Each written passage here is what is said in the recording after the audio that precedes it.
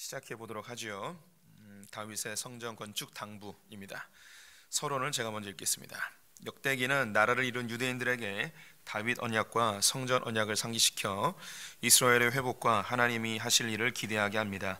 다윗 언약의 내용은 다윗의 후손을 통해 성전이 지어지고 그 후손의 나라는 영원히 견고해질 것이라는 것입니다.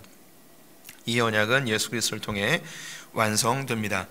성전 건축을 거절당한 다윗은 토지 매입, 재료 준비, 레위인 준비에 만전을 기합니다. 이제 다윗 사역의 마무리에 왔습니다. 다윗은 솔로몬과 지도자들에게 성전 건축을 당부하며 삶을 마감하게 됩니다. 1절부터 8절까지 교독해 보겠습니다. 제가 먼저 읽습니다. 다윗이 이스라엘 모든 고관들 곧 각 지파의 어른과 왕을 섬기는 반장들과 천부장들과 백부장들과 및 왕과 왕자의 모든 소유와 가축의 감독과 내시와 장사와 모든 용사를 예루살렘으로 소집하고, 이에 다윗 왕이 일어서서 이르되 나의 형제들 나의 백성들아 내 말을 들으라. 나는 여호와의 언약궤 곧 우리 하나님의 발판을 봉안할 성전을 건축할 마음이 있어서 건축할 재료를 준비하였으나 하나님이 내게 이르시되 너는 전쟁을 많이 한 사람이라 피를 많이 흘렸으니 내 이름을 위하여 성전을 건축하지 못하리라 하셨느니라.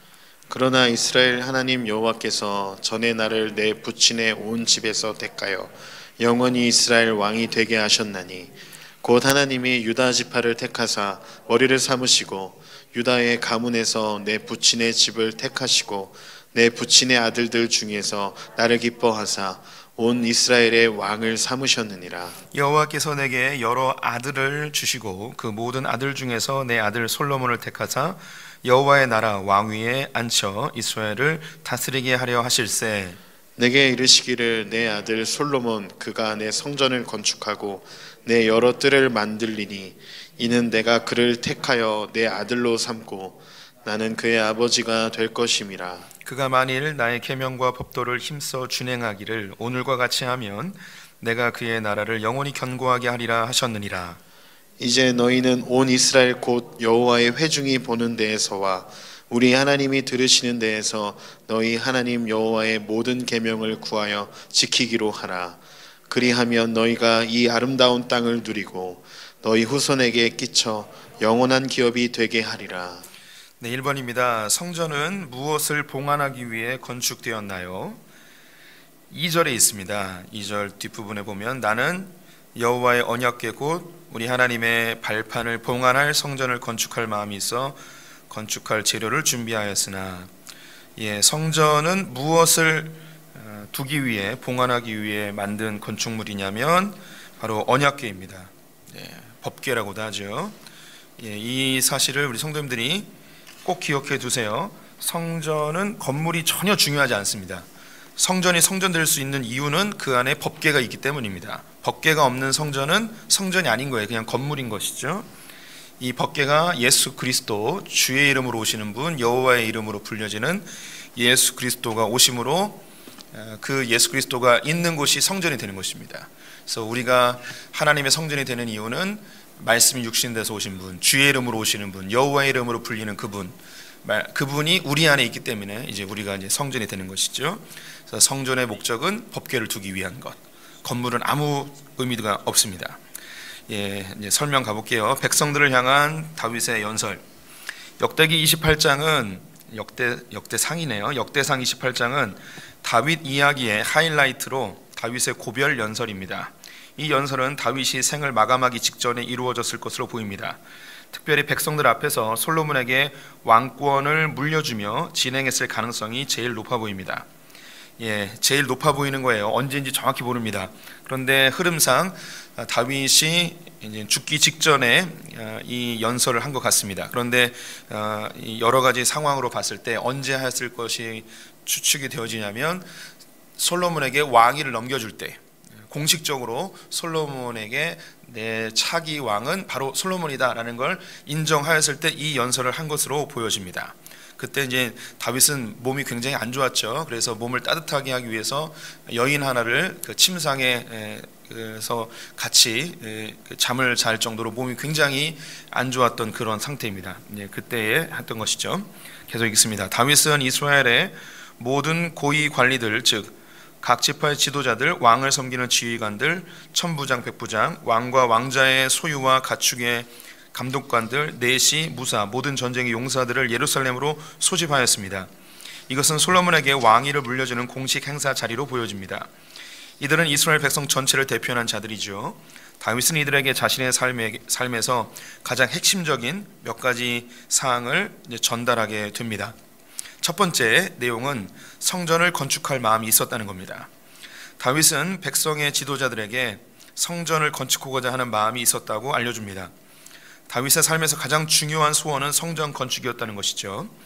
여기서 주의해서 봐야 할 것이 성전의 건축 목적입니다. 다윗은 여호와의 언약궤 곧 우리 하나님의 발판을 봉안할 성전이라고 말하고 있습니다. 즉 다윗이 성전을 건축하고자 한 목적은 언약궤, 법궤를 보관하기 위한 목적으로 성전을 건축하고자 한 것입니다. 성경에는 언약궤를 다양하게 부르는데요. 언약궤, 하나님이 이스라엘과 맺은 언약이 담겨 있다는 뜻입니다. 법궤라고도 하죠. 이스라엘 백성들이 따라야 할 하나님의 법이 담겨 있다는 의미입니다. 증거궤, 하나님이 이스라엘과 함께 하신다는 증거의 의미입니다. 하나님의 이름, 이거는 우리 소풍교회 성도님들만 잘 아는 거죠. 일반적인 크리스찬들은 잘 몰라요. 하나님의 이름으로 불려진 게 법궤라는 걸.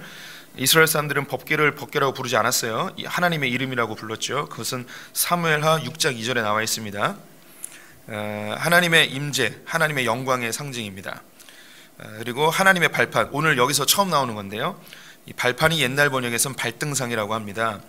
밑에 그 사진 보시면 의자가 있고 그 밑에 나무 그 박스로 되어 있는 거 있죠.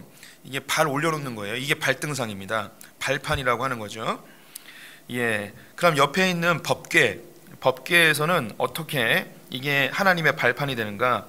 그 그룹이라고 불리는 천사 두 마리가 날개를 펴고 있습니다. 날개를 서로 맞대고 있죠. 그 위에 하나님이 앉는 거예요. 엉덩이가 그 날개 위에 앉는 거예요. 그려보세요. 예, 하나님의 엉덩이 3자 거꾸로 하면 돼요. 예. 목사가 그리라면 그리세요. 예, 거기 날개 위에다가 3자 거꾸로 하면 엉덩이 돼요. 예, 하나님이 거기 앉아 있는 거예요. 그럼 밑에 그 법궤 뚜껑 있죠. 뚜껑에 발을 올려놓는 거죠. 그래서 하나님의 발등상, 하나님의 발판이 되는 겁니다. 거기에 하나님이 앉아 계시는 거예요.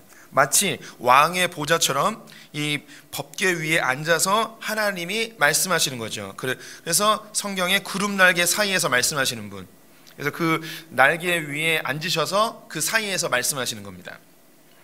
예, 이 하나님의 발판은 하나님의 임재, 통치의 장소입니다. 하나님의 보좌를 의미하는 것이죠. 예, 이 언약궤 혹은 하나님의 발판을 두기 위하여 하나님 말씀하시는 하나님의 보좌를 두기 위하여 이 성전을 만드는 것입니다. 건물은 의미가 없고 이 법궤가 있느냐 없느냐가 매우 중요한 것이죠. 예, 그래서 이제 성막에서 하나님의 임재가 있을 때가 바로 법궤를 성막 안에 안치했을 때, 그리고 솔로몬의 성전에 하나님의 영광이 임할 때가 법궤를 옮겨 놓았을 때. 그런데 스룹바벨 성전에서는 하나님의 영광이 임하는 장면이 없어요, 성경에. 왜냐하면 법궤가 사라졌기 때문이에요. 법궤가 그 스룹바벨 성전에는 없어요. 그래서 이스라엘 사람들이 열망한 게 뭐냐면 하나님의 이름이 그곳에 임재하길 바라는 거예요. 그래서 주의 이름으로 오시느니, 여호와의 이름으로 오시느니, 그리고 예수 그리스도가 성전에 임재하면 하나님의 영광이 이스라엘 가운데 임할 줄 알고 종려나무 가지를 흔들며 호산나 호산나 주의 이름으로 오시느니요 라고 부른 거예요. 주의 이름이 바로 하나님의 이름, 여호와의 이름, 법궤라는 의미예요. 그런데 예수님은 그 눈에 보이는 성전을 다 깨부셔버리고 우리가 바로 하나님의 성전이고 예수 그리스도를 영접한 우리가 하나님의 임재의 처소임을 이야기하시는 거죠. 그래서 우리는 우리의 심령 속에서 하나님과 끊임없이 언제나 교제할 수 있는, 우리 안에 하나님이 임재하 있기 때문입니다. 이 놀라운 그 영광, 이 복음의 비밀, 우리 성도님들이 하나님의 귀한 성전입니다. 그래서 귀한 성전, 하나님의 영광이 임해 있는 우리 지체들을 향해서 바보라거나 욕하거나 저주하거나 이러면 안 되는 거예요. 그러면 하나님의 형상을 모독하는 거죠. 하나님의 영광을 모독하는 거예요. 지금 하나님이 만들어가고 있는 우리의 지체들을 욕하는 것은 즉 하나님 자체를 욕하는 것이 되는 것이죠. 그래서 옆 사람들에게 우리 또 화면에서 보시는 분들도 옆 사람에게 인사하겠습니다. 미처 몰라봬서 죄송합니다. 예, 계속 읽어보겠습니다. 법궤는 상황에 따라 다양한 호칭으로 불려졌는데 엘리 제사장 시절 블레셋과의 전쟁에서 홈니와 비느하스가 법궤를 가지고 나갔다가 빼앗겼습니다. 하나님은 법궤를 우상으로 활용한 이스라엘에게서 빼앗아 기랏 여아림에 숨겨 놓으셨죠. 이 법궤는 다윗 때에 발견되었고 예루살렘 다윗의 장막에 보관이 되었습니다. 법궤는 하나님의 보좌입니다. 법궤의 목적은 하나님께 나아가 하나님의 말씀을 듣고 하나님의 뜻을 묻는 것입니다. 이 법궤를 보관하기 위해 모세는 성막을 만든 것이고 다윗은 성막을 대신하여 성전을 건축하게 된 것입니다. 이 부분만 설명해도 상당히 양이 길어집니다. 우리 성도님들과 수요일에 자주 이 본문을 이야기했었죠. 하나님이 기랏 여아림에 법궤를 숨겨놓으신 거예요. 블레셋에 뺏겼는데 이스라엘을 돌려보내다가 그것이 이제 숨겨져 있었습니다. 풀숲에 숨겨져 있었고 블레셋과의 전쟁을 하다가 우연히 군인들이 이걸 발견하고 다윗이 3만 명의 군대를 데리고 이 법궤를 찾으러 오죠. 그래서 이 법궤를 이 기랏 여아림에서 가지고 오다가 우사가 손을 댔다가 죽어서 오베데돔의 집에 보관했다가 3개월 만에 다시 되찾아오는 그 이야기가 여기 다 담겨 있습니다. 하나님은 법궤를 왜 숨기셨는가? 홈니와 비느하스가 전쟁 때 법궤를 가지고 나가면 전쟁에서 승리할 거라고 생각해서 우상으로 이용하는 이 법궤를 숨겨버리셨죠. 법궤를 온전히 사용할 수 있는 사람이 나타날 때까지 숨겨놓으셨습니다. 그래서 이 다윗은 특별히 역대기에서 자주 등장했던 단어가 묻는다라는 이 단어예요. 그래서 다윗은 법궤 앞에 나아가 묻는다. 하나님께 묻는다. 하나님께 묻는 거예요. 하나님의 말씀을 듣고 하나님께 묻고, 이게 하나님 보좌 앞에서 우리들이 해야 될 일이죠. 그래서 이 다윗이 이 성막을 대신하여 성전을 지었는데 성막은 기브아에 있었습니다. 이것은 사울에 의해서 85명의 제사장들이 다 죽임을 당해서 성막을 관리할 수 있는 사람이 없었어요. 그래서 완전히 누더기가 돼버린 거죠. 그래서 이 다윗은 자기 때문에 제사장들이 85명이나 죽은 것 때문에 이거에 대한 그 마음에 이제 부담감이 있었던 것 같아요. 그래서 하나님을 위한 좋은 성전을 짓고자 하였습니다. 그런데 하나님이 감격해 하시며 너 어떻게 그런 생각을 했냐 하면서 너의 왕위를 영원히 하겠다 하며 이 다윗 언약을 선포하시게 된 것이죠. 2번 가보겠습니다. 성전 건축을 거절당함. 3절에 있습니다. 다윗은 성전을 건축하고자 하는 마음이 있었지만 하나님께 거절당하였음을 고백합니다. 다윗이 거절당한 이유는 전쟁으로 피를 많이 흘렸기 때문이었습니다. 이 부분은 22장에서 이미 언급한 바가 있는데요. 다윗은 하나님의 약속하신 땅을 정복하거나 잃어버린 땅을 되찾기 위한 전쟁에 참여했습니다. 요거 기억나시는 분들이 있고 오늘 처음 보는 분들이 있는데 다윗이 아무렇게나 전쟁한 게 아니에요. 그리고 다윗뿐만 아니라 이전에 있었던 사사들이나 여호수아나 이런 사람들이 막 전쟁광이거나 전쟁이 뭐 그들에게 어떤 그 비즈니스적인 그런 요소도 아니었습니다. 이스라엘이 전쟁한 이유는 두 가지예요. 하나님이 약속하신 땅을 얻기 위한 정복 전쟁이고 하나님 주신 땅이 다른 나라의 다른 민족들에 의해서 빼앗겼을 때 되찾는 전쟁, 이 두 가지만 허락이 되었습니다. 그 외에 어떤 전쟁도 하나님이 허락하지 않았습니다. 다윗은 이런 전쟁을 하였는데 근데 하나님이 명령하신 전쟁이잖아요. 그래서 이것은 하나님의 뜻과 충돌하지 않습니다. 그럼에도 다윗은 거절당했는데요. 그 거절당한 이유는 이게 중요하죠. 예루살렘 성전이 승리의 집이 아니라 평화의 집이 되어야 하기 때문입니다. 다윗이 성전을 지으면 승리의 집이 돼요. 하지만 솔로몬이 성전을 지으면 솔로몬 이름 자체가 샬롬에서 나왔어요. 그래서 평화의 집이 되는 거예요. 그래서 나중에 오시는 예수 그리스도는 평화의 왕으로 오시기 때문에 하얀 백마를 타고 승전가를 부르며 나타나는 그런 승리의 왕으로 오시는 것이 아니고 나귀를 타고 겸손하게 평화의 왕으로 오시는 분이기 때문에 다윗이 성전을 지을 수가 없어요. 이 하나님의 언약이 성취되기 위해서는 다윗이 아닌 평강의 왕으로 오는 평강의 이름을 갖고 있는 솔로몬이 지을 수밖에 없는 것입니다. 그래서 하나님이 솔로몬에게 성전을 지으라고 지목하신 것이죠. 그래서 진정한 성전을 세우기 위해 오시는 예수 그리스도는 승리의 왕이 아니라 평화의 왕으로 오셨습니다. 세 번째, 다윗이 이야기한 거, 여호와께서 나를 기뻐하사 온 이스라엘 왕으로 삼으셨다. 다윗은 자신이 성전을 건축하지 못한 것에 대해 겸손하게 받아들임과 동시에 하나님께서 자신을 이스라엘의 왕으로 삼아주신 것에 대해서도 감사의 고백을 하고 있습니다. 다윗은 생을 마감하는 자리에서 자신의 공적은 전혀 언급하지 않고 자신이 왕위에 오른 것은 오로지 하나님의 은혜 때문이라고 고백하고 있는 것입니다.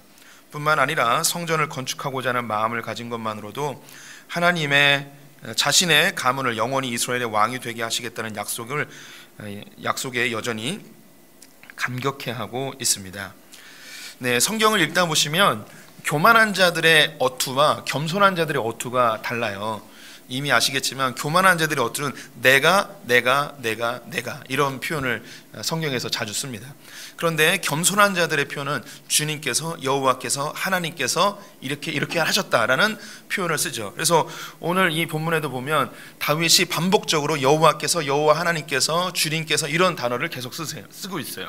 그래서 다윗이 죽는 순간까지 겸손함, 자기가 왕된 것은 자기의 어떤 공로나 자기의 어떠한 자격도 없는데 주님이 일방적으로 은혜 가운데 세우셨음을 이야기하고 있습니다. 또한 성전을 짓지도 않았는데 성전을 짓고자 하는 마음만 가졌음에도 불구하고 하나님이 나의 가문을 이스라엘의 영원한 왕으로 세우셨다는 이 감격 속에 이 고백을 하고 있는 것이죠. 네 번째, 여호와께서 내 아들 솔로몬을 택하여 성전을 건축하게 하셨다. 다윗은 자신의 뒤를 이어 하나님이 솔로몬을 지명하셨고 솔로몬이 성전을 건축하게 하셨다고 선언하고 있습니다.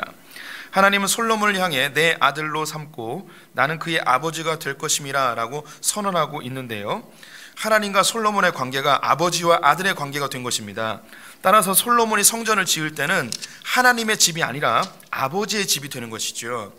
예수님이 12살 때에 성전에 올라가셨을 때에 내 아버지 집이라고 고백한 것과 예수님이 세례를 받으실 때에 내 사랑하는 아들이라 라고 하나님이 선포하신 것은 솔로몬과 예수님의 연관성을 보여주는 중요한 연결고리입니다. 다섯 번째, 계명과 법도를 준행하면 나라가 영원히 견고하리라. 하나님이 솔로몬이 계명과 법도를 힘써 준행하면 그의 나라가 영원히 견고해질 것이라고 약속하십니다. 안타깝게도 솔로몬은 하나님의 법대로 행하지 않았고 결국 솔로몬이 죽은 이후 왕국은 북이스라엘과 남유다로 나누게 됩니다. 이것은 솔로몬이 지은 성전이 참된 성전이 아님을 보여주는 것이고 솔로몬은 하나님의 율법을 완성할 수 없음을 보여줍니다. 반면 다윗의 후손으로 오시고 참된 성전을 세우시며 율법을 완성하시는 예수님이 세운 하나님의 나라는 영원하게 될 것이라는 것을 보여주고 있는 것이죠. 솔로몬은 실패할 수밖에 없었습니다. 그는 언약의 성취가 아니기 때문이죠. 인간은 하나님의 나라를 완성할 수 없습니다. 또 율법을 완성할 수도 없죠. 그런데 이 약속의 말씀이 예수 그리스도를 통해서 이루어지게 됩니다. 여섯 번째, 모든 계명을 지키라 그리하면 영원한 기업이 되리라. 다윗은 예루살렘에 모인 이스라엘 대표들에게 당부의 말을 전합니다. 성전 건축의 주체는 솔로몬이지만 백성들이 이것을 도와야 한다는 것이죠. 더불어 백성들이 주도적으로 해야 하는 것은 하나님의 모든 계명을 지키는 것입니다. 그리하면 아름다운 땅을 누리고 후손들에게도 그 땅이 영원한 유산, 기업이 될 것이라는 것입니다. 참된 성전, 하나님의 나라를 건축하는 분은 예수 그리스도이십니다. 우리는 성전 건축을 힘써 도와야 하죠. 또한 우리는 하나님의 말씀에 순종함으로 하나님 나라를 누리고 우리의 후손들에게도 하나님 나라가 유산이 되어질 것입니다. 다윗은 예수 그리스도의 상징입니다. 예수 그리스도 어떤 부분의 상징이냐? 초림의 예수님, 이 땅에 오신 초림의 예수님의 상징이고 솔로몬은 다시 오시는 예수님의 상징입니다. 솔로몬이 다윗이 성전을 짓는 모든 준비를 하였죠. 즉 모퉁이 돌이 된 거예요. 예수님이 하나님 나라 혹 교회의 모퉁이 돌이 된 것처럼 다윗이 그런 초림의 예수님을 보여주고 있습니다. 재림의 예수님은 하나님 나라를 완성하시는 분이죠. 이 완성된 하나님 나라를 끌고 이 지구로 돌아오시는 분이세요. 솔로몬은 성전을 완성한 사람으로 나옵니다. 그래서 이 평화의 왕으로 오시고 성전을 완성한 이 솔로몬은 다시 오실 예수님을 보여주고 있습니다. 이 다윗이 그 백성들의 지도자들에게 너희들이 성전 건축의 주체는 아니다. 성전 건축의 주체는 솔로몬인데 너희들이 해야 될 것은 이 솔로몬이 성전을 지을 때 잘 도와줘야 된다. 그런데 너희가 주도적으로 해야 될 게 있는데 그것이 뭐냐면 하나님의 말씀대로 준행하여 사는 것, 이것이 너희들이 주도적으로 해야 될 것이다. 이렇게 말씀대로 살면 이 땅에서 풍성하게 누리고, 그리고 이 땅을 너희 후손들도 물려받아서 풍성하게 너희 후손들도 누리게 될 것이다. 우리는 성전을 지을 수 없는 자들입니다. 또한 교회를 세울 수 있는 존재들이 아닙니다. 교회를 세우고 하나님 나라를 만드시는 분은 예수 그리스도십니다. 그분이 주체이시죠. 우리는 뭐 하는가? 예수님이 하시는 일을 잘 도와야 돼요. 이건 여기서 자세하게 이야기할 부분은 아닌데, 이 교회 일이 잘 안 된다고 해서 하나님의 나라가 확장되지 않는다고 해서 자책하거나 혹은 불안해하거나 조급해할 필요가 없습니다. 왜냐하면 하나님 나라를 만드시는 주체는 예수 그리스도이기 때문입니다. 우리가 기도하면서 도와야 되겠죠. 하지만 우리가 그 부분에 대하여 온전히 책임감을 가질 필요는 없어요. 또 반대로 하나님 나라가 확장되어지거나 교회가 잘 되었을 때 이 일을 우리가 도왔을 뿐인데 자칫 잘못하면 이것이 나의 공로나 내 노력과 내 열심으로 된 것처럼 영광을 내가 취하는 사람들이 있어요. 이러면 주님이 굉장히 서운해하시죠. 그래서 그 영광을 가져가 버리십니다. 교회를 세우고 교회를 부흥시키고 하나님 나라를 확장하는 주체는 예수 그리스도이십니다. 우리는 그분을 도울 뿐이죠. 그리고 우리는 뭐 하는 존재들인가? 우리는 예수 그리스도를 좇고 하나님의 말씀을 준행하여 사는 거예요. 그러면 그 안에서 하나님 나라를 누리는 거죠. 예수 그리스도가 이루어 가시는 그 하나님 나라를 우리가 마음껏 누리는 겁니다. 그리고 우리가 그렇게 하나님 말씀을 잘 준행하고 살면 우리의 다음 세대에게도 하나님 나라가 물려지게 되는 것이죠. 네, 안타깝게도 저를 포함해서 우리 선배, 우리 크리스찬들, 목회자들은 교회가 부흥하고 한국 사회의 교회의 영향력이 커지는 것을 자기의 영광으로 많이 생각했습니다. 그리고 교회가 좀만 커지면 무슨 셈이나 하면서 많은 사람들에게 교회의 이름을 알리고 목회자의 이름을 알리고, 또 그 교회에 다니는 성도들은 어깨에 뽕이 잔뜩 들어가서 괜찮은 성도인 것처럼 그렇게 착각하고 사는 때가 있죠. 그런데 반면에 자기 일상의 삶에서 하나님 말씀대로 준행하며 예수를 좇고 예수를 닮아가는 그런 삶에 좀 소홀했어요. 그러다 보니 신앙생활이 하나님 나라를 누리는 것보다는 매우 이 궁핍한, 피폐한, 영혼이 메말라가는 그런 삶을 살게 되죠. 하나님 나라를 누리지 못해요. 하나님 일을 하면서, 교회 일을 하면서 싸우는 거예요. 교회를 하면서 시기 질투에 빠지는 거죠. 교회를 하면서 분열하는 거예요. 교회를 하면서 심지어 소송까지 하게 되는 일들이 막 일어나는 겁니다. 그럼 이렇게 하나님의 말씀대로 준행하지 않으면 오늘 성경에 나와 있는 것처럼 그 유산이 그 후손들에게 가지 않는 거예요. 그 유산이 후손들을 가지 않은 것이 지금 우리 한국 사회에 지금 나타나고 있습니다. 다음 세대들이 교회를 떠나고 하나님 나라를 잃어버리고 교회 다니는 것을 부끄러워하고 이런 일이 발생하게 되는 것이죠. 지금 우리가 그 상황에 놓여 있어요. 계속 읽어볼게요. 여기서 주의해야 할 것이 있는데, 다윗은 성전 건축과 계명 준행을 연결시키고 있다는 것입니다. 성전 건축의 주체인 솔로몬에게도 그러하고 성전 건축을 도와야 하는 이스라엘 백성들에게도 그러합니다. 그 이유가 다음 구절에 등장합니다. 이게 제일 중요한데요. 9절 10절이 우리 성도님들 같이 읽어보겠습니다. 시작. 내 아들 솔로몬아, 너는 내 아버지의 하나님을 알고 온전한 마음과 기쁜 뜻으로 섬길지어다. 여호와께서는 모든 마음을 감찰하사 모든 의도를 아시나니 내가 만일 그를 찾으면 만날 것이요 만일 내가 그를 버리면 그가 너를 영원히 버리시리라. 그런즉 이제 너는 삼갈지어다. 여호와께서 너를 택하여 성전의 건물을 건축하게 하셨으니 힘써 행할지니라 하니라. 네. 2번입니다. 다윗은 솔로몬에게 하나님을 어떻게 섬기라고 권면하고 있습니까?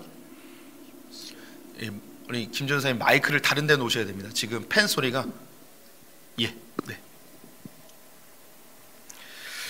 하나님을 알고 온전한 마음과 기쁜 뜻으로 섬기라고 하고 있습니다. 우리 설명 읽어볼게요. 이걸 어떻게 제가 잘 설명해야 될지 지금 부담감과 함께 떨림이 있습니다. 너무 중요한 말이고요. 이 다윗이 솔로몬에게 해주는 신앙의 본질이랄까요? 우리 크리스천들이 어떻게 신앙생활을 해야 되는지 너무나 중요한 가치가 여기 담겨 있습니다. 다윗은 솔로몬에게 유언으로 두 가지의 당부를 하고 있습니다. 첫 번째는 하나님을 알고 온전한 마음과 기쁜 뜻으로 섬길지어다. 두 번째는 성전 건축을 힘써 행할지어다 라고 두 가지를 당부하고 있습니다. 성전 건축과 하나님을 알고 섬기는 것을 깊이 연결시키고 있는 것이죠. 다윗이 왜 계명 준수와 성전 건축을 연결시키고 있는지 솔로몬의 삶을 보면 분명히 나타납니다. 솔로몬은 성전 건축을 한 후 우상처럼 활용하였습니다. 성전에서 기도하고 성전에서 예배하면 모든 문제가 해결될 것이라고 생각했습니다. 하나님은 성전을 건축하는 솔로몬에게 꿈으로 나타나 지혜를 구할 것을 요구하셨고, 성전 외벽 공사를 마무리하였을 때 친히 찾아오셔서 계명을 지켜 행하라고 명령하셨고, 성전 봉헌식 때 또다시 나타나셔서 법도와 율례를 지키라고 명령하셨습니다. 이건 열왕기서에 나오는데요, 3번이나 하나님이 친히 솔로몬에게 찾아와서 성전을 짓고 있는데 하나님의 말씀과 하나님의 계명을 좀 잘 지켜라, 이걸 3번이나 이야기하셨어요.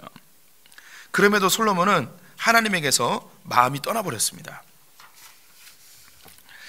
다윗이 당부한 것이 무엇이었을까요? 성전의 목적은 하나님의 법궤를 두기 위함이었습니다. 이 법궤는 하나님의 말씀을 듣고 묻는 곳이었습니다. 하지만 솔로몬은 성전에서 열심히 예배를 드렸지만 문제 해결과 소원 성취를 위한 우상으로 활용하였을 뿐입니다. 다윗은 솔로몬에게 그리고 이스라엘과 모든 그리스도인들에게 당부하고 있습니다. 우리의 신앙생활의 방향성은 하나님을 알고 온전한 마음과 기쁜 뜻으로 섬기는 것입니다. 하나님은 우리의 모든 의도를 아시기 때문에 하나님을 이용하고 있는지 진심으로 사랑하고 있는지 알고 계십니다. 우리는 하나님을 찾는 자들이 되어야 합니다. 그러면 만나주실 것입니다. 하나님은 인격이십니다. 신앙생활은 하나님과의 사귐입니다. 이용하는 것이 절대 아닙니다. 하나님이 내가 원하는 것을 이루어주지 않으면 버려버리는 것이 우상숭배입니다. 거기 이것이 진정한 성전 건축입니다는 그 앞에다 들어가야 돼요. 하나님과의 사귐. 이것이 진정한 성전 건축입니다. 지금 다윗이 성전 건축을 명령하면서 솔로몬에게 네가 하나님을 알고 온전한 마음과 기쁜 뜻으로 기쁘게 주님을 섬겨라 라고 이야기하고 있습니다. 성전 건축과 하나님을 아는 것, 하나님을 섬기는 것을 연결시키고 있죠. 근데 이 솔로몬은 뒤에 성전 건축은 잘했는데 앞에 있는 하나님을 알아가는 것, 하나님을 온전한 마음과 기쁜 마음으로 섬기는 것, 이건 못했어요. 솔로몬은 열심히 예배했습니다. 절기 때마다 직접 이 예배를 집례하며 하나님께 열심히 예배드렸던 사람이에요. 그런데 하나님과 솔로몬은 결국 관계가 멀어졌죠. 우리가 신앙생활을 하다 보면 내 신앙생활이 겉으로 보이는 종교적인 행위를 잘 하는 것이 신앙생활이라고 오해할 때가 있습니다. 필요 없다는 게 아니에요. 필요 없다는 게 아닙니다. 우리는 주님을 사랑하는 마음으로 우리의 외적인 신앙생활이 나타날 수 있습니다. 즉 성전을 만들어가는 것, 교회를 세워가는 것이 나타날 수 있습니다. 그런데 그 내면에 하나님이 이용하고자 하는 마음이나 문제 해결이나 소원 성취를 위해서 나의 신앙생활을 이용한다면 여기에는 큰 불상사, 부작용들이 일어나게 되는 것이죠. 하나님에 대해서 실망하고 하나님을 떠나버리는 일이 나타나게 됩니다. 다윗은 우리에게, 그리고 솔로몬에게 너희들이 이 성전에서 정말 해야 될 것이 무엇인가, 하나님 앞에 나아가서 주님이 어떤 분인지 좀 알았으면 좋겠다. 그리고 그분과 온전한 마음으로 하나 되는 것, 친밀한 사귐이 있었으면 좋겠다. 이 친밀한 사귐 속에서 내가 사랑하는 그 하나님이 무엇을 기뻐하는지 알아서 그분을 기쁘게 하는 섬김이 자연스럽게 일어났으면 좋겠다. 그래서 로마서 12장 1절과 2절에 우리가 주님께 산 제사를 드리고 하나님이 기뻐하시고 선하시고 온전하신 뜻이 무엇인지 분별하여 살아가는 산 제사, 이것을 다윗이 이야기하고 있는 것이고, 바울이 이야기하고 있는 것이죠. 다윗은 이야기합니다. 네가 성전에 나가서 주님을 찾으면 주님이 너를 분명히 만나 주실 것이다. 주님을 이용하려 하지 말고 주님과 만나라. 주님과 친밀해져라. 주님과 사귀어라. 이것이 진정한 성전의 목적이다. 우리 신명기 4장 말씀 같이 읽어보도록 하겠습니다. 시작.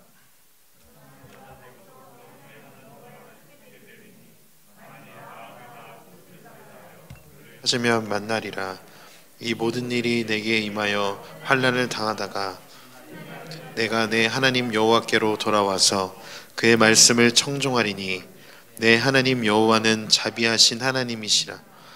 그가 너를 버리지 아니하시며 너를 멸하지 아니하시며 내 조상들에게 맹세하신 언약을 잊지 아니하시리라. 네, 신명기 4장은요 이스라엘 백성들이 하나님과의 관계가 멀어지고 하나님 우상처럼 섬기다가 쫓겨나게 되고 하나님이 버림받았을 때 다시 찾으면 찾을 수 있다는 거예요.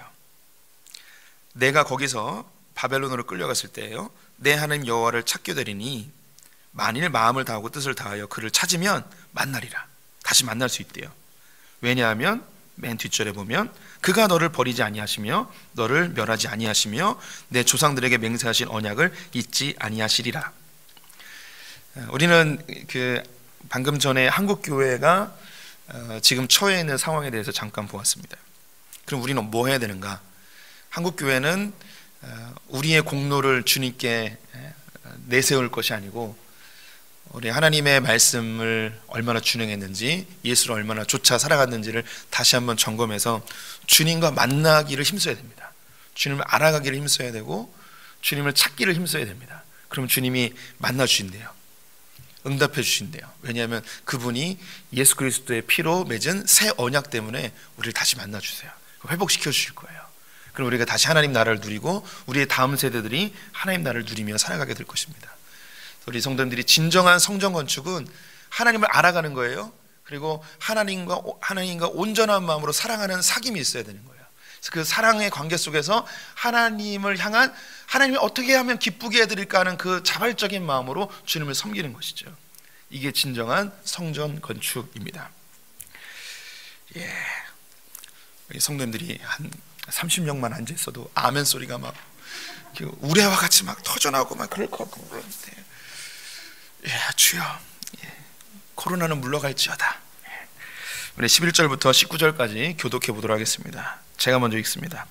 다윗이 성전의 복도와 그 집들과 그 곳간과 타락과 골방과 속죄소의 설계도를 그의 아들 솔로몬에게 주고 그가 영감으로 모든 것 곧 여호와의 성전의 뜰과 사면의 모든 방과 하나님의 성전 곳간과 성물 곳간의 설계도를 주고 또 제사장과 레위 사람의 반열과 여호와의 성전에서 섬기는 모든 일과 여호와의 성전을 섬기는 데 쓰는 모든 그릇의 양식을 설명하고 또 모든 섬기는 데에 쓰는 금기구를 만들 금의 무게와 모든 섬기는 데에 쓰는 은기구를 만들 은의 무게를 정하고 또 금 등잔대와 그 등잔 곧 각 등잔대와 그 등잔을 만들 금의 무게와 은 등잔대와 그 등잔을 만들 은의 무게를 각기 그 기구에 알맞게 하고 또 진설병에 각 상을 만들 금의 무게를 정하고 은상을 만들 은도 그렇게 하고 갈고리와 대접과 종기를 만들 순금과 금잔 곧 각 잔을 만들 금의 무게와 또 은잔 곧 각 잔을 만들 은의 무게를 정하고 또 향단에 쓸 순금과 또 수레 곧 금 그룹들의 설계도대로 만들 금의 무게를 정해주니 이 그룹들은 날개를 펴서 여호와의 언약궤를 덮는 것이더라. 다윗이 이르되 여호와의 손이 내게 임하여 이 모든 일에 설계를 그려 나에게 알려주셨느니라. 3번입니다. 성전의 설계도는 누가 알려주셨나요? 하나님이 직접 알려주셨습니다. 성전 설계도와 재료에 대한 설명. 다윗은 성전의 복도, 그 집들, 곳간, 다락, 골방, 속죄소 설계도를 솔로몬에게 건네 주었습니다. 이 설계도는 다윗이 영감으로 받은 것들이었습니다. 영감은 성령의 감동을 의미합니다. 영감은 인간의 능력과 이성을 완전히 배제한 하나님의 일방적인 사역이 아닙니다. 개인이 가지고 있는 능력과 이성 위에 하나님의 영을 부으셔서 충만한 지혜로 하나님의 뜻을 구현해내는 것을 의미합니다. 또한 다윗은 성전에서 사용되는 그릇, 금기구, 은기구, 금 등잔대, 은 등잔대, 진설병의 각 상에 필요한 금과 은의 무게, 번제단에 사용되는 갈고리, 대접, 종지를 위한 금과 은의 무게, 향단, 수레, 언약궤 위를 덮는 그룹들의 설계도를 작성하여 전달하였습니다. 다윗이 성전에 대한 모든 설계도를 자신의 지혜와 힘으로 만들지 않고 하나님이 직접 진행하셨음을 고백하고 있습니다. 또한 하나님이 직접 설계도와 무게를 지정해 주셨기 때문에 임의대로 혹은 이방신의 것들을 따라 만들지 못하도록 예방하는 차원도 여기에 담겨져 있습니다. 다윗은 성전의 시작과 마무리 전체를 하나님이 주도적으로 진행하셨음을 고백하고 있습니다. 다윗은 전쟁에서 피를 많이 흘렸기 때문에 성전 건축에서 배제시키고 하나님이 직접 진행하고 계신 것입니다. 성전 건축의 목적, 성전을 건축할 사람, 설계도 준비, 이 모든 것이 하나님이 직접 행하신 것이었습니다. 이 모습은 시내산에서 모세에게 성막을 만들라고 하신 하나님의 모습과 동일합니다. 하나님은 모세에게 성막을 만들 것을 명령하셨고 성막을 위한 재료는 애굽에서 나올 때 애굽 사람들에게서 얻어 나왔고 성막의 설계도를 하나님이 직접 모세에게 알려주셨으며 하나님이 부살렐과 오홀리압에게 지혜와 총명을 부으셔서 성막 건축을 완성케 하셨습니다. 성막과 성전은 하나님이 직접 진행하셔야 하는 이유는 성막과 성전은 하늘나라의 축소판이기 때문입니다. 거기 옆에 그림을 그려봤는데요. 그 성막 제일 가운데는 법궤가 있습니다. 이곳을 지성소라고 하는데요.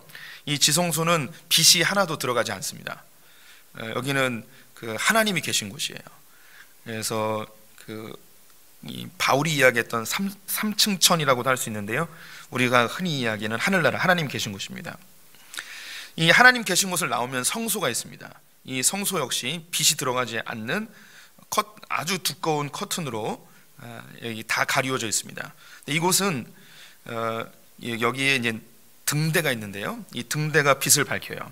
그리고 천장과 양벽으로 금으로 수를 놓은 천사들이 있습니다. 그래서 이곳은 마치 별이 반짝이는 것처럼 이 불빛 때문에 반짝반짝되는 그런 모습이에요. 이 모습은 우리가 밤하늘에 보는 궁창, 즉 이 별들의 모습을 그대로 묘사하고 있습니다. 그리고 이 땅으로 내려오면 이제 성막들인데요. 이것은 이스라엘 공동체 혹은 교회라고 할 수 있는 그 번제자를 통해 들어온 예수 그리스도의 보혈로 씻김을 받은 자들이 거하는 곳입니다. 그리고 이 성막들은 이제 세상이죠. 이것은 이제 성막으로 들어가면서 거꾸로 가는 거예요. 세상에서 교회 공동체로 들어가고 그리고 그 하늘을 바라보고 그 하늘 너머에 있는 하나님 나라, 이 구조를 사람은 만들어낼 수가 없기 때문에 하나님이 직접 이것을 설계해 주시는 거예요. 그렇기 때문에 사람이 하나님을 위한 성전이나 성막을 임의로 만들 수 없어요. 하나님이 자기의 성품과 이 우주의 질서를 이 성막과 성전에 그대로 담아내신 것이기 때문입니다. 계속 읽으면 성막과 성전을 통해 하나님 나라를 꿈꾸게 되고 이곳이 세상과 하나님 나라를 이어주는 창문, 통로의 역할을 합니다. 예수님을 통해 참된 성전인 교회가 탄생하게 됐는데요. 성막과 성전이 하나님이 알려주신 설계대로 만들어졌듯이 교회 역시 예수님이 보이신 성경적인 복음적인 원리대로 만들어져야 되고 운영이 되어야 합니다. 교회를 세우고 교회를 운영할 때 성경 그리고 복음에서 벗어난 것, 세상적인 방법으로 하면 안 되는 거죠. 딱 떠오르는 거, 전도 많이 하면 냉장고 주는 거, 많은 거, 전도 많이 하면 마티즈 주는 거, 이런 거, 그런 교회 안 다녀보셨죠? 전도 많이 하면 한 사람당 막 이렇게 용돈 주는데 뭐 이런 거, 이런 거 하면 안 되는 거예요. 저희도 해볼까요? 부흥 하나? 전도에 오면 로또 번호 6개씩 알려드릴게요. 20절, 21절 같이 읽어보겠습니다. 시작. 또 그의 아들 솔로몬에게 이르되 너는 강하고 담대하게 이 일을 행하라. 두려워하지 말며 놀라지 말라. 내가 여호와의 성전 공사의 모든 일을 마치기까지 여호와 하나님 나의 하나님이 너와 함께 계시사 내게서 떠나지 아니하시고 너를 버리지 아니하시리라. 제사장과 레위 사람의 반이 있으니 하나님의 성전의 모든 공사를 도울 것이요 또 모든 공사에 유능한 기술자가 기쁜 마음으로 너와 함께 할 것이요 또 모든 지휘관과 백성이 온전히 내 명령 아래에 있으리라. 4번입니다. 다윗은 솔로몬에게 성전 건축을 부탁하며 무엇을 권면하고 있습니까? 강하고 담대하라, 두려워하지 말라, 놀라지 말라 라고 권면하고 있습니다. 솔로몬을 향한 다윗의 권면. 다윗은 솔로몬에게 성전 건축을 위임하면서 마지막으로 당부의 말을 하고 있습니다. 너는 강하고 담대하게 이 일을 행하라, 두려워하지 말며 놀라지 말라. 여호와 하나님이 너와 함께 계시사 너를 떠나지 아니하시고 너를 버려두지 아니하시리라. 다윗은 솔로몬에게 하나님이 함께 하신다고 권면하고 있습니다. 더불어 기쁜 마음으로 솔로몬을 돕는 자들, 제사장, 레위인 그룹, 유능한 기술자들이 있음을 알려주고 있습니다. 이 권면은 성경에 자주 등장하는 구절인데요, 모세가 여호수아에게 권면한 말과 같습니다. 또한 예수님이 교회를 세워나가야 하는 제자들에게 권면하셨던 내용과 같죠. 솔로몬이, 여호수아가, 그리고 제자된 우리가 성전, 하나님의 나라, 교회를 세워가는 것에 집중하면 이 모든 일을 마치기까지 하나님이 함께 계시며 결코 떠나지 아니하시고 버리지 아니하실 것이라고 약속하셨습니다. 또한 유능한 자들을 붙이셔서 하나님 나라 교회를 세운 일을 돕게 하실 거라는 것입니다. 이것은 예수님이 이 땅에 오셨을 때에 하나님이 하셨던 일과 동일합니다. 내 사랑하는 아들이요 내 기뻐하는 자라, 예수님을 향해 하나님이 이야기하셨습니다. 그리고 성령을 보내셔서 예수님과 함께 사역하게 하셨고 천사들로 수정들게 하셨습니다. 요한계시록을 보면 7 영을 보내셨다고도 표현합니다. 이 7 영은 성령이기도 하지요. 예수님이 우리를 보내실 때 똑같습니다. 아버지께서 나를 보내셨듯이 나도 너희를 이 세상에 보내노라. 그래서 우리가 이 세상에서 하나님의 나라 그리고 교회를 세우는 일에 우리가 집중하게 되어지면 하나님께서 우리를 결코 버리지 아니하고 우리를 떠나지 아니하신다고 약속하셨습니다. 또한 우리를 도울 자들을 보내주신다는 것이죠. 우리 마태복음 말씀 같이 읽어보겠습니다. 시작. 말씀하여 이르시되 하늘과 땅의 모든 권세를 내게 주셨으니 그러므로 너희는 가서 모든 민족을 제자로 삼아 아버지와 아들과 성령의 이름으로 세례를 베풀고 내가 너희에게 분부한 모든 것을 가르쳐 지키게 하라. 볼지어다 내가 세상 끝날까지 너희와 항상 함께 있으리라 하시니라. 히브리서입니다. 같이 읽습니다. 모든 천사들은 섬기는 영으로서 구원받을 상속자들을 위하여 섬기라고 보내심이 아니냐. 성경은 우리에게 약속하십니다. 모든 민족에게 제자를 삼는 것, 즉 하나님 나라를 확장하고 교회를 세운 일에 하게 되어지면 주님이 함께 하신다고 하십니다. 또한 천사들을 보내어 우리를 섬기게 하신다고 합니다. 이 천사들은 보이지 않는 천사이기도 하고 또한 눈에 보이는 사람들로 우리를 돕게 할 수도 있습니다. 우리 성도님들이 삶의 방향성이 하나님의 나라와 그분의 영광이 되어질 때 이 약속이 실제가 되어집니다. 이 하나님 나라는 교회를 포함하고 있는 거예요. 이거 잘 이해하셔야 돼요. 우리가 교회를 위해 사는 건 아니에요. 우리는 하나님의 나라와 영광을 위해 삽니다. 그런데 이 하나님 나라 안에는 교회가 포함되어 있는 것입니다. 교회를 잘 섬기는 것은 하나님 나라를 세우고 섬기는 것의 한 부분입니다. 하지만 교회 밖에서도 혹은 자기의 삶에서도 충분히 우리가 하나님 나라를 이뤄낼 수 있습니다. 그런데 이건 반드시 균형이 잡혀져야 돼요. 교회 일은 하나도 안 하면서 내가 나의 삶의 영역에서 하나님 나라를 만든다, 이거는 균형이 깨진 겁니다. 반대로 교회 일은 아주 열심히 하면서 내게 주어진 다른 삶의 영역에서 하나님의 질서대로 살지 않는다면 이건 역시 올바른 게 아니죠. 하나님은 우리에게 교회와 가정과 일터를 주셨습니다. 그래서 이 3가지의 영역 속에서 우리 하나님 나라를 만들어 가야 하겠습니다. 우리 성도님들, 하나님이 함께 하시는 증거를 늘 맛보셨으면 좋겠습니다. 늘 주님께서 도우시는 천사의 도움과 또 도울 자들의 실제적인 도움들을 경험해 보셨으면 좋겠습니다. 어떻게 하면 되는가? 우리가 하나님 나라와 그분의 영광을 위해 살 때 이것이 실제가 되어질 것입니다. 그렇게 사는 분들 되시기를 축원드립니다. 기도하겠습니다.